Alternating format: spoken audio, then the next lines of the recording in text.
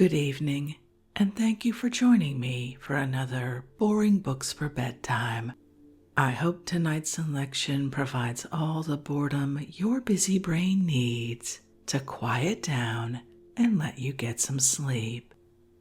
Before we begin, I'd like to give a special shout out of thanks to some new members of our Patreon family: Joan, Angel, Sam, Anne, Sarah, Anna, Aaron, Jim, Sharon, and Holly.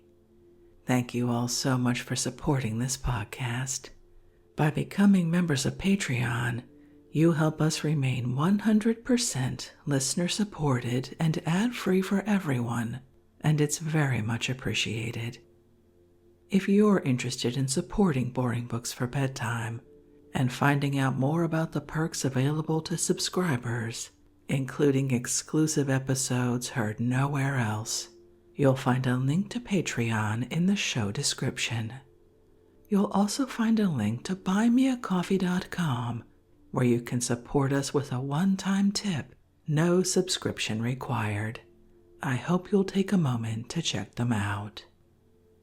Now, let's read and relax. Find a comfortable spot. Adjust your volume. Take a nice deep breath in. Let it out slowly. And off we go. Tonight, let's relax with some more deep thinking from The Problems of Philosophy by Bertrand Russell, first published in 1912. Let's pick up right where we left off with Chapter 3. Let's begin. Chapter 3: The Nature of Matter. In the preceding chapter, we agreed, though without being able to find demonstrative reasons, that it is rational to believe that our sense data, for example, those which we regard as associated with my table, are really signs of the existence of something independent of us and our perceptions. That is to say, over and above the sensations of color, hardness, noise, and so on, which make up the appearance of the table to me, I assume that there is something else, of which these things are appearances. The color ceases to exist if I shut my eyes. The sensation of hardness ceases to exist if I remove my arm from contact with the table. The sound ceases to exist if I cease to rap the table with my knuckles. But I do not believe that when all these things cease, the table ceases. On the contrary, I believe that it is because the table exists continuously that all these sense data will reappear when I open my eyes, replace my arm, and begin again to rap with my knuckles. The question we have to consider in this chapter is, what is the nature of this real table, which persists independently of my perception of it? To this question, physical science gives an answer, somewhat incomplete, it is true, and in part still very hypothetical, but yet deserving of respect so far as it goes. Physical science, more or less unconsciously, has drifted into the view that all natural phenomena ought to be reduced to motions. Light and heat and sound are all due to wave motions, which travel from the body emitting them to the person who sees light, or feels heat, or hears sound. That which has the wave motion is either ether or gross matter, but in either case is what the philosopher would call matter. The only properties which science assigns to it are position in space, and the power of motion according to the laws of motion. Science does not deny that it may have other properties, but if so, such other properties are not useful to the man of science, and in no way assist him in explaining the phenomena. It is sometimes said that light is a form of wave motion, but this is misleading, for the light which we immediately see, which we know directly by means of our senses, is not a form of wave motion, but something quite different, something which we all know if we are not blind, though we cannot describe it so as to convey our knowledge to a man who is blind.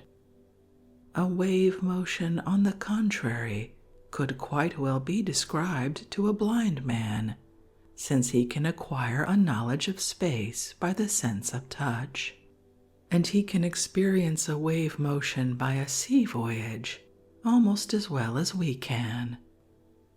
But this, which a blind man can understand, is not what we mean by light. We mean by light just that which a blind man can never understand, and which we can never describe to him. Now, this something, which all of us who are not blind know, is not, according to science, really to be found in the outer world. It is something caused by the action of certain waves upon the eyes and nerves and brain of the person who sees the light. When it is said that light is waves, what is really meant is that waves are the physical cause of our sensations of light. But light itself, the thing which seeing people experience and blind people do not, is not supposed by science to form any part of the world that is independent of us and our senses, and very similar remarks would apply to other kinds of sensations. It is not only colors and sounds and so on that are absent from the scientific world of matter, but also space as we get it through sight or touch. It is essential to science that its matter should be in a space, but the space in which it is cannot be exactly the space we see or feel. To begin with, space as we see it is not the same as space as we get it by the sense of touch. It is only by experience in infancy that we learn how to touch things we see, or how to get a sight of things which we feel touching us. But the space of science is neutral as between touch and sight. Thus it cannot be either the space of touch or the space of sight. Again, different people see the same object as of different shapes according to their point of view. A circular coin, for example, though we should always judge it to be circular, will look oval unless we are straight in front of it. When we judge that it is circular, we are judging that it has a real shape, which is not its apparent shape, but belongs to it intrinsically apart from its appearance. But this real shape, which is what concerns science, must be in a real space, not the same as anybody's apparent space. The real space is public, the apparent space is private to the percipient. In different people's private spaces, the same object seems to have different shapes. Thus the real space, in which it has its real shape, must be different from the private spaces. The space of science, therefore, though connected with the spaces we see and feel, is not identical with them, and the manner of its connection requires investigation. We agreed provisionally that physical objects cannot be quite like our sense data, but may be regarded as causing our sensations. These physical objects are in the space of science, which we may call physical space. It is important to notice that if our sensations are to be caused by physical objects, there must be a physical space containing these objects, and our sense organs and nerves and brain. We get a sensation of touch from an object when we are in contact with it. That is to say, when some part of our body occupies a place in physical space quite close to the space occupied by the object. We see an object, roughly speaking, when no opaque body is between the object and our eyes in physical space. Similarly, we only hear or smell or taste an object when we are sufficiently near to it, or when it touches the tongue, or has some suitable position in physical space relatively to our body. We cannot begin to state what different sensations we shall derive from a given object under different circumstances, unless we regard the object and our body as both in one physical space, for it is mainly the relative positions of the object and our body that determine what sensations we shall derive from the object. Now, our sense data are situated in our private spaces, either the space of sight or the space of touch, or such vaguer spaces as other senses may give us. If, as science and common sense assume, there is one public, all-embracing physical space in which physical objects are, the relative positions of physical objects in physical space must more or less correspond to the relative positions of sense data in our private spaces. There is no difficulty in supposing this to be the case. If we see on a road one house nearer to us than another, our other senses will bear out the view that it is nearer. For example, it will be reached sooner if we walk along the road. Other people will agree that the house which looks nearer to us is nearer. The ordnance map will take the same view, and thus everything points to a spatial relation between the houses, corresponding to the relation between the sense data which we see when we look at the houses. Thus we may assume that there is a physical space in which physical objects have spatial relations, corresponding to those which the corresponding sense data have in our private spaces. It is this physical space which is dealt with in geometry and assumed in physics and astronomy. Assuming that there is physical space, and that it does thus correspond to private spaces, what can we know about it? We can know only what is required in order to secure the correspondence. That is to say, we can know nothing of what it is like in itself, but we can know the sort of arrangement of physical objects which results from their spatial relations. We can know, for example, that the earth and moon and sun are in one straight line during an eclipse, though we cannot know what a physical straight line is in itself, as we know the look of a straight line in our visual space. Thus we come to know much more about the relations of distances in physical space than about the distances themselves.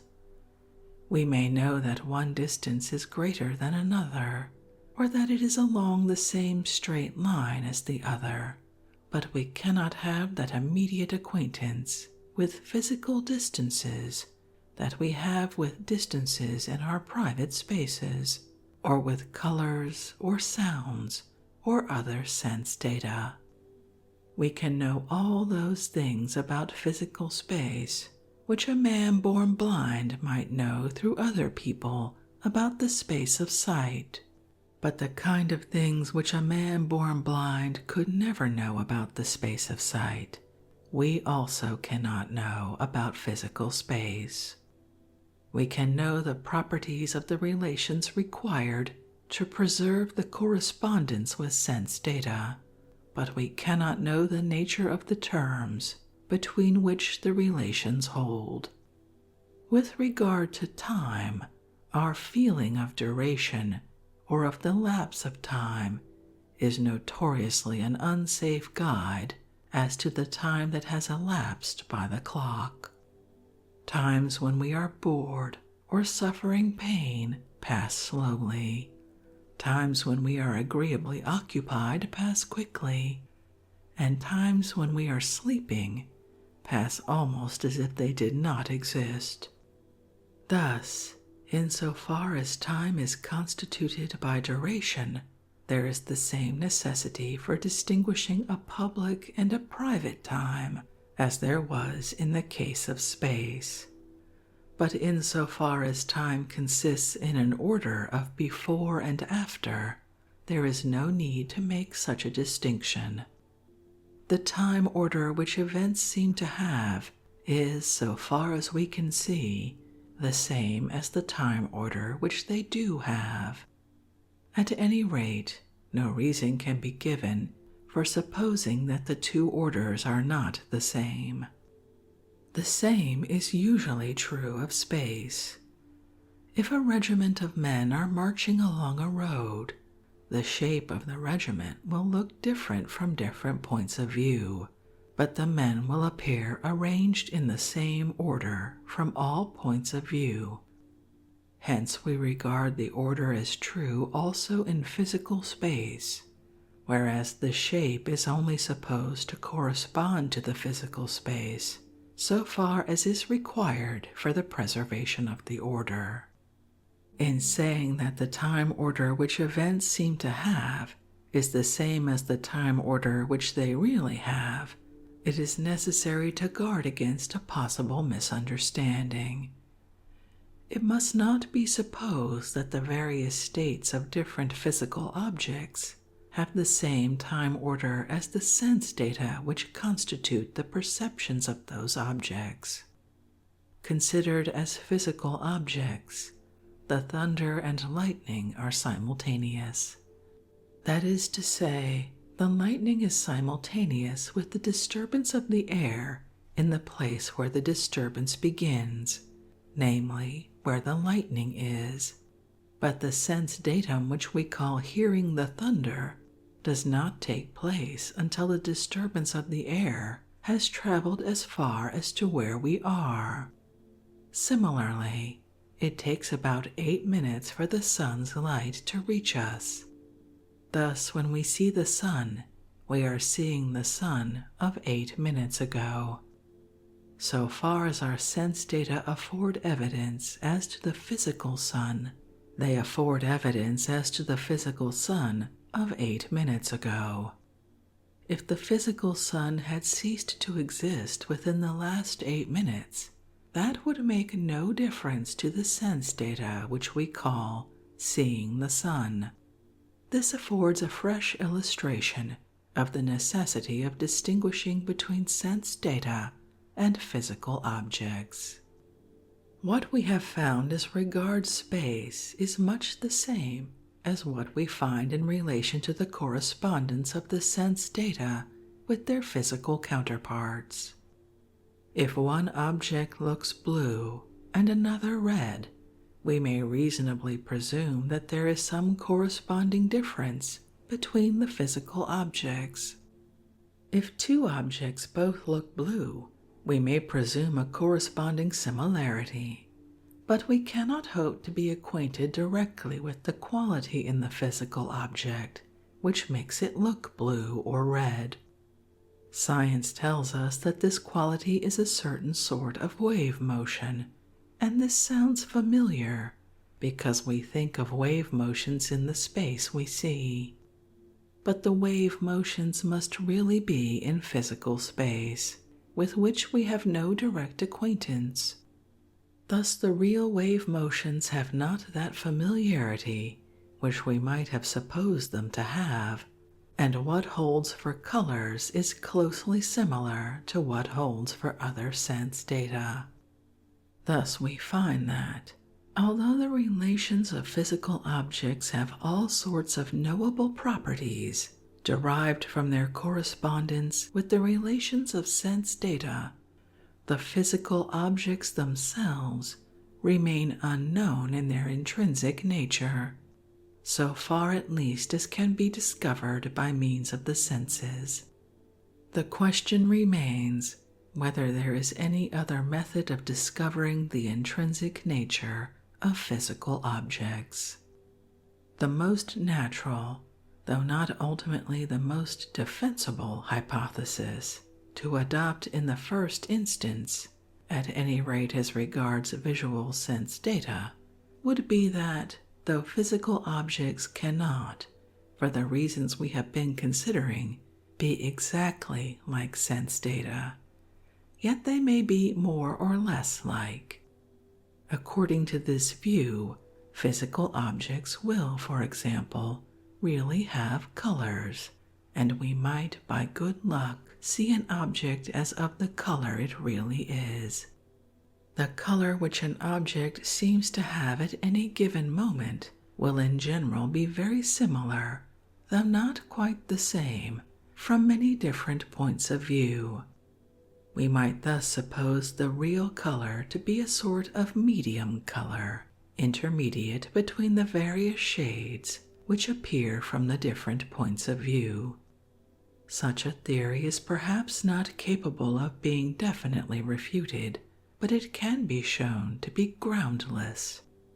To begin with, it is plain that the color we see depends only upon the nature of the light waves that strike the eye, and is therefore modified by the medium intervening between us and the object, as well as by the manner in which light is reflected from the object in the direction of the eye. The intervening air alters colors unless it is perfectly clear, and any strong reflection will alter them completely. Thus the color we see is a result of the ray as it reaches the eye, and not simply a property of the object from which the ray comes. Hence also, provided certain waves reach the eye, we shall see a certain color, whether the object from which the waves start has any color or not. Thus it is quite gratuitous to suppose that physical objects have colors, and therefore there is no justification for making such a supposition. Exactly similar arguments will apply to other sense data. It remains to ask whether there are any general philosophical arguments enabling us to say that if matter is real, it must be of such and such a nature. As explained above, very many philosophers, perhaps most, have held that whatever is real must be in some sense mental, or at any rate that whatever we can know anything about must be in some sense mental. Such philosophers are called idealists. Idealists tell us that what appears as matter is really something mental, namely either, as Leibniz held, more or less rudimentary minds, or, as Berkeley contended, ideas in the minds which, as we should commonly say, perceive the matter. Thus idealists deny the existence of matter as something intrinsically different from mind, though they do not deny that our sense data are signs of something which exists independently of our private sensations. In the following chapter, we shall consider briefly the reasons, in my opinion fallacious, which idealists advance in favor of their theory. Chapter 4. Idealism. The word idealism is used by different philosophers in somewhat different senses. We shall understand by it the doctrine that whatever exists, or at any rate whatever can be known to exist, must be in some sense mental. This doctrine, which is very widely held among philosophers, has several forms, and is advocated on several different grounds. The doctrine is so widely held and so interesting in itself that even the briefest survey of philosophy must give some account of it. Those who are unaccustomed to philosophical speculation may be inclined to dismiss such a doctrine as obviously absurd. There is no doubt that common sense regards tables and chairs and the sun and moon and material objects generally as something radically different from minds and the contents of minds, and as having an existence which might continue if minds ceased. We think of matter as having existed long before there were any minds, and it is hard to think of it as a mere product of mental activity. But whether true or false, idealism is not to be dismissed as obviously absurd. We have seen that, even if physical objects do have an independent existence, they must differ very widely from sense data, and can only have a correspondence with sense data, in the same sort of way in which a catalogue has a correspondence with the things catalogued. Hence, common sense leaves us completely in the dark as to the true intrinsic nature of physical objects, and if there were good reason to regard them as mental, we could not legitimately reject this opinion merely because it strikes us as strange. The truth about physical objects must be strange. It may be unattainable, but if any philosopher believes that he has attained it, the fact that what he offers as the truth is strange ought not to be made a ground of objection to his opinion. The grounds on which idealism is advocated are generally grounds derived from the theory of knowledge, that is to say, from a discussion of the conditions which things must satisfy in order that we may be able to know them. The first serious attempt to establish idealism on such grounds was that of Bishop Berkeley.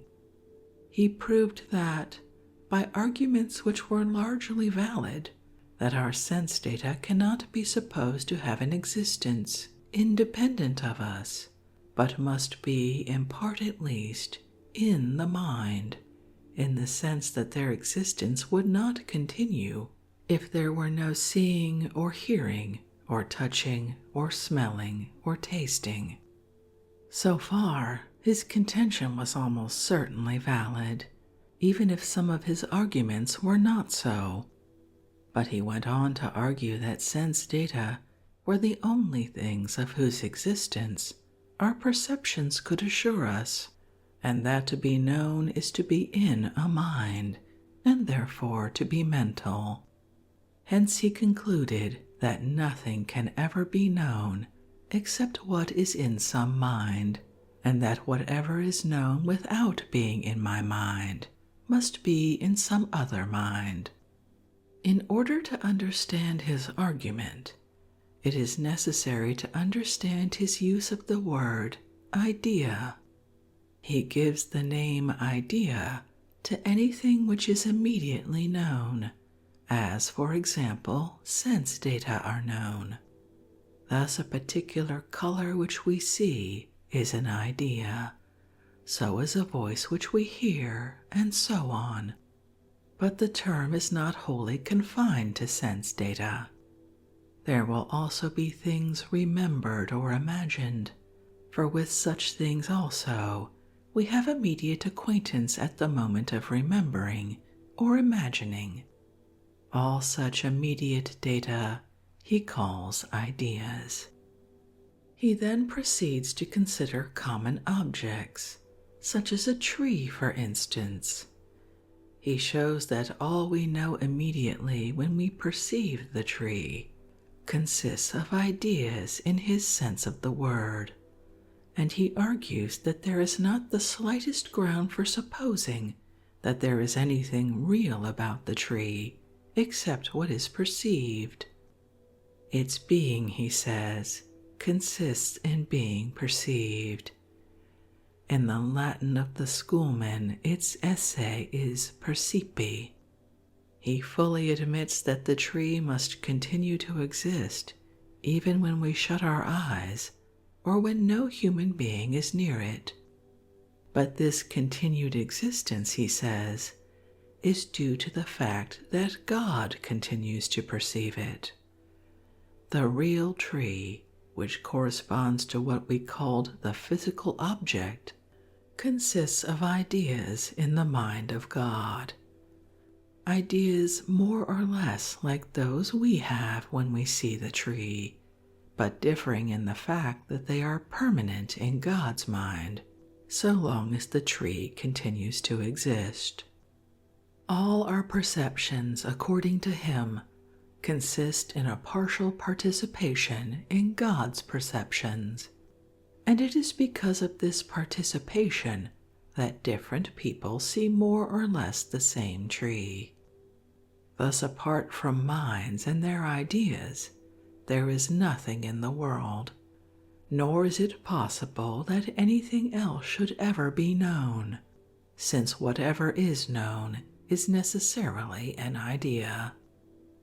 There are in this argument a good many fallacies which have been important in the history of philosophy, and which it will be as well to bring to light.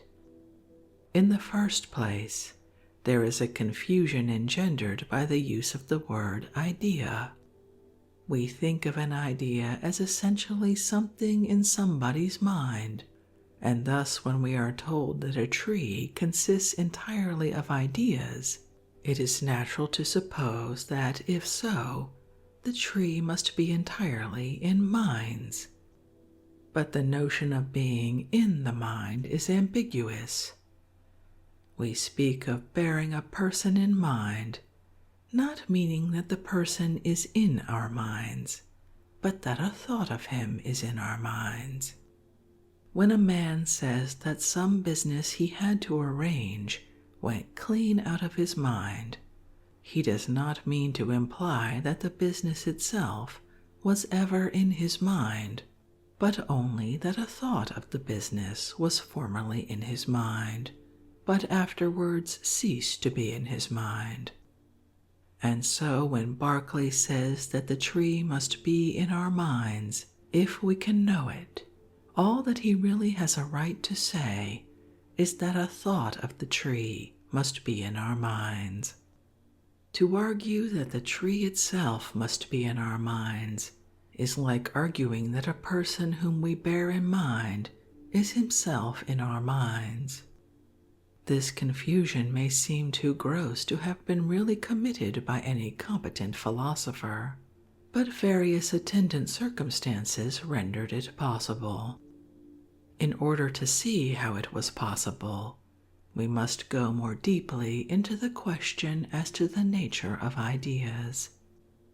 Before taking up the general question of the nature of ideas, we must disentangle two entirely separate questions which arise concerning sense data and physical objects. We saw that, for various reasons of detail, Berkeley was right in treating the sense data which constitute our perception of the tree as more or less subjective, in the sense that they depend upon us as much as upon the tree, and would not exist if the tree were not being perceived. But this is an entirely different point from the one by which Berkeley seeks to prove that whatever can be immediately known must be in a mind. For this purpose, arguments of detail as to the dependence of sense data upon us are useless. It is necessary to prove generally that by being known, things are shown to be mental. This is what Berkeley believes himself to have done. It is this question, and not our previous question as to the difference between sense data and the physical object, that must now concern us. Taking the word idea in Berkeley's sense, there are two quite distinct things to be considered whenever an idea is before the mind. There is, on the one hand, the thing of which we are aware, say the color of my table, and on the other hand, the actual awareness itself, the mental act of apprehending the thing. The mental act is undoubtedly mental, but is there any reason to suppose that the thing apprehended is in any sense mental? Our previous arguments concerning the color did not prove it to be mental. They only prove that its existence depends upon the relation of our sense organs to the physical object, in our case the table. That is to say, they proved that a certain color will exist in a certain light if a normal eye is placed at a certain point relatively to the table. They did not prove that the color is in the mind of the percipient. Berkeley's view, that obviously the color must be in the mind, seems to depend for its plausibility upon confusing the thing apprehended with the act of apprehension. Either of these might be called an idea. Probably either would have been called an idea by Berkeley. The act is undoubtedly in the mind.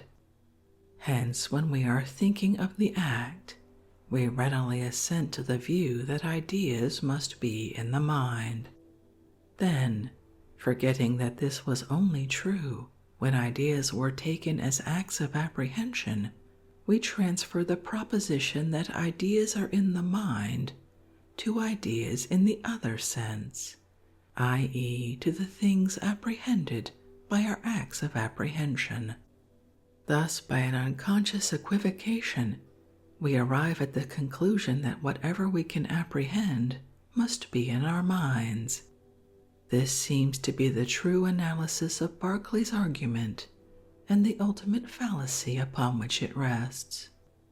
This question of the distinction between act and object in our apprehending of things is vitally important, since our whole power of acquiring knowledge is bound up with it. The faculty of being acquainted with things other than itself is the main characteristic of a mind. Acquaintance with objects essentially consists in a relation between the mind and something other than the mind. It is this that constitutes the mind's power of knowing things.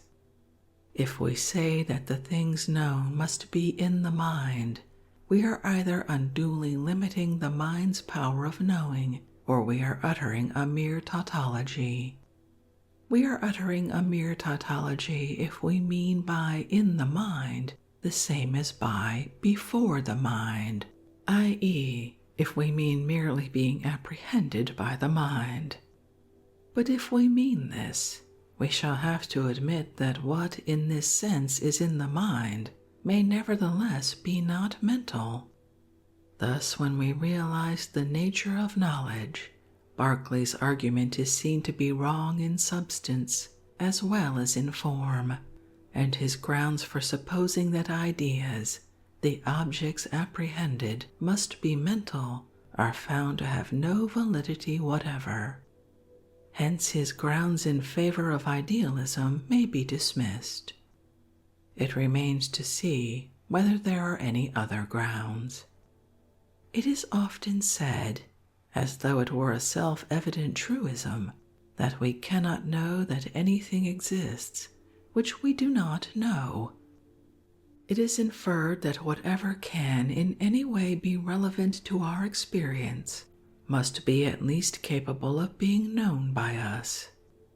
Whence it follows that if matter were essentially something with which we could not become acquainted, matter would be something which we could not know to exist, and which could have for us no importance whatever.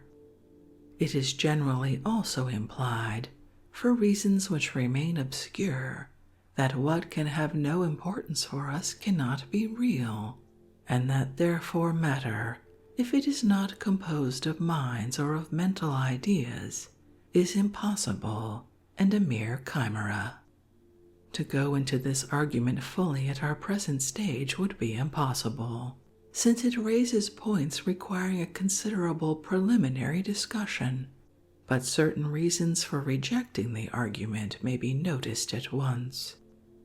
To begin at the end, there is no reason why what cannot have any practical importance for us should not be real. It is true that, if theoretical importance is included, everything real is of some importance to us, since as persons desirous of knowing the truth about the universe, we have some interest in everything that the universe contains. But if this sort of interest is included, it is not the case that matter has no importance for us, provided it exists, even if we cannot know that it exists. We can, obviously, suspect that it may exist, and wonder whether it does. Hence it is connected with our desire for knowledge, and has the importance of either satisfying or thwarting this desire. Again, it is by no means a truism, and is in fact false, that we cannot know that anything exists which we do not know. The word know is here used in two different senses. One, in its first use, it is applicable to the sort of knowledge which is opposed to error, the sense in which what we know is true, the sense which applies to our beliefs and convictions, i.e., to what are called judgments. In this sense of the word, we know that something is the case. This sort of knowledge may be described as knowledge of truths. 2. In the second use of the word know above, the word applies to our knowledge of things, which we may call acquaintance. This is the sense in which we know sense data. The distinction involved is roughly that between savoir and connaître in French, or between wissen and kennen in German. Thus the statement which seemed like a truism becomes, when restated, the following: we can never truly judge that something with which we are not acquainted exists. This is by no means a truism, but on the contrary a palpable falsehood.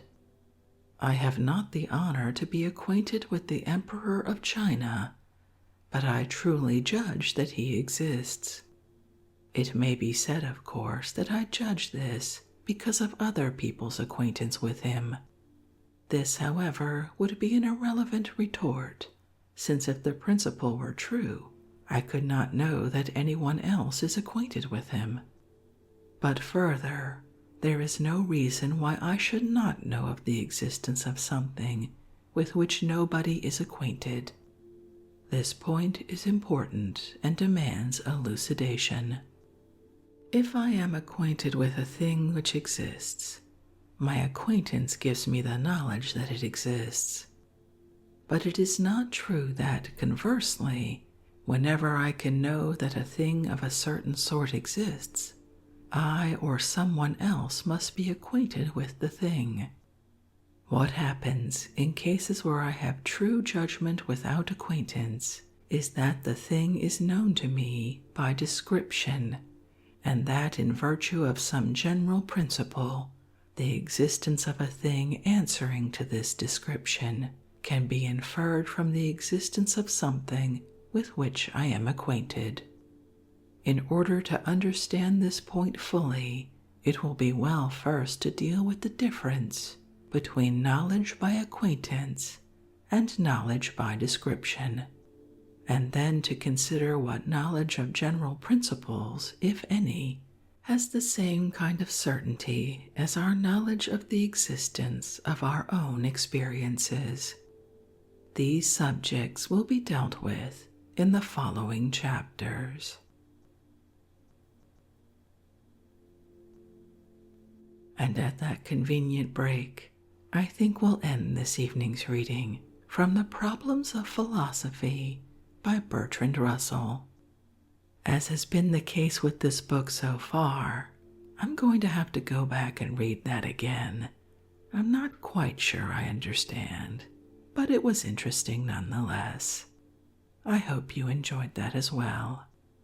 If you'd like to read this intriguing work for yourself, as always, you'll find a link to a free ebook from Project Gutenberg in the show description.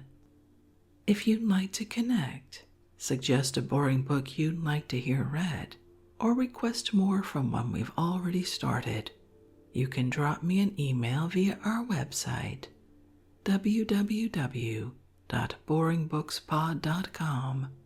It's always a pleasure to hear from you. Thank you so much for joining me for this evening's reading. Until our next boring book, good night.